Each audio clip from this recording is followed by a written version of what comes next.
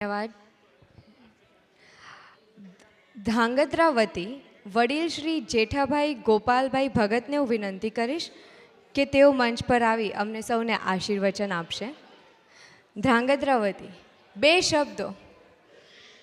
ઉમિયા માત કી જય, લક્ષ્મીનારાયણ ભગવાન કી જય.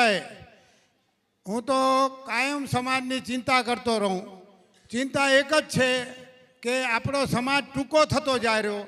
આના વિશે ખૂબ હમણાં મેં વિથોણમાં પણ કહ્યું હતું કે આ સમાજ ટૂંકો થારો એમાં આ જે સગપણનું જે આ તકલીફ પડે રહી એનું કારણ એક જ છે, અમારી પેટી ઊંધી અમે મોડા નથી પડ્યા, સમજી લેજો. હા, અમારી પેટી ઊંધી બરાબર લેવલ હાલ્યું હે અને ગોતવાય નથી પડ્યા, હક પણ ગોતવા નથી પડ્યા. સામેથી દીકરી દીકરાના આવેરા માંગા. આ હમણાં કાં ગોતવા પડે રહ્યા એનું કારણ એક દીકરો તો દીકરીની વાત ના જોવે અને 2 છોકરા થઈ ગયા તો પૂરું થઈ ગયું. એવું ના કરો. આ તો હું એક સહેજે ભલામણ દઉં રહ્યો કે આ સમસ્યા ઓટોમેટિક હલ થઈ જાય. પરિવાર જો મોટા હોય તો પોતે આવે ગોતતા કે મારી દીકરી અને દીકરો હોય. એટલે આ ખ્યાલ રાખો. આ ગમે તેનું કોઈનું માનો નહીં. અને એના કિસ્મત લઈને જન્મે રહ્યા. કોઈ એમ નથી કે આપણે મોટા કરી રહ્યા, એના કિસ્મતે જન્મે રહ્યા ને જાય રહ્યા. આ જેના પરિવાર મોટા હોય એને શું તકલીફ ગોતે? કાંઈ તકલીફ નથી. જેનો પરિવાર મોટો હોય એનું જ હાલે. આજ આ તમે દુનિયામાં જોઈ લો, જેનું વોટિંગ હોય એનું જ હાલે રહ્યું. સત્તા એના કરી જતી રહેશે 10 વર્ષ પછી. અને આ ધ્યાન નહીં રાખો ને, આ ખરેખર આ સમસ્યા દીકરા હોય તો કેટલું ગોતો રહ્યા તમે? તો દીકરીની વાટ જુઓ ને. હું તો કહું રહ્યો કે હું ખૂબ ચિંતા કરું આ બાબતમાં કે તમે પરિવાર મોટો કરો. પરિવાર મોટો હશે તો મા બાપની સેવા પણ કરશે. એક દીકરો જો કદાચ ઓછી બધી કરશે તો બીજો દીકરો કરશે, એમાં કાંઈ ઘટે જ નહીં. એનું કારણે પરિવાર મોટો હશે તો તમારે હેલ્પ રહેશે. આજ ભાઈ હોય ને તો આપણે હૂંફ હોય, બોલવાની હૂંફ હોય. આ ભાઈ ન હોય તો શું કરે? હું વેઠીએ કરીને ઊભો હોય. અરે ભાઈઓ તો ગમે તેવો દુઃખ સુખમાં આપણે સાથ દે. એટલે આ ધ્યાનમાં રાખજો. પાછલી પેટી અમારી પેટી હતી તો અમે લેવલમાં લ્યા. આ પાછલી પેટી જ આ ઘટેરી.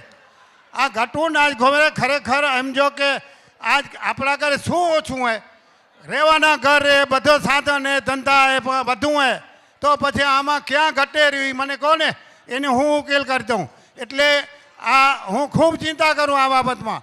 હું તો છે ને, હું તો જેમ મોદી કહે રહ્યા ને કે બહારની વસ્તુને તમે સ્વીકારો નહીં, એમ હું એમ કહું રહ્યો કે દીકરા કે દીકરી હોય એનો ધંધો નાનો કે મોટો હિન્દુસ્તાનમાં કરો. હા, આપણા ભેગા હશે ને તો ગમે તે રાતે આપણે ઉઠાડશું ને તો ઉઠશે. બાકી આપણાથી દૂર થઈ જશે ને તો આ કાંધું લગાવવા નહીં આવે.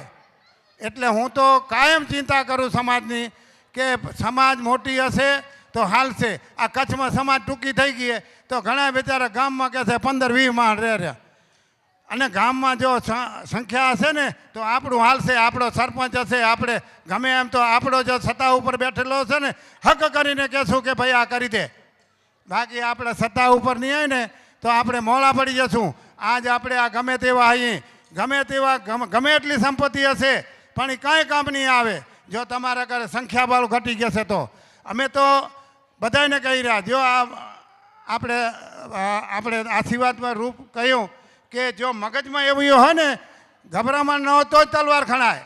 એટલે તલવાર ખણવી. અમે તો વિછોડ ગામમાં પણ ઘરોઘર તલવાર દીધી હોય અને અમે સન્માન સાલથી નથી કરતા, અમે તલવારથી સન્માન કરી રહ્યા. સુરવીરતા તો હોવી જ જોઈએ. શીખા પડે મુજ નામના રણ યુદ્ધના મેદાનમાં, ઉઠાવ તલવાર ઉતરી પડો રણ યુદ્ધના મેદાનમાં.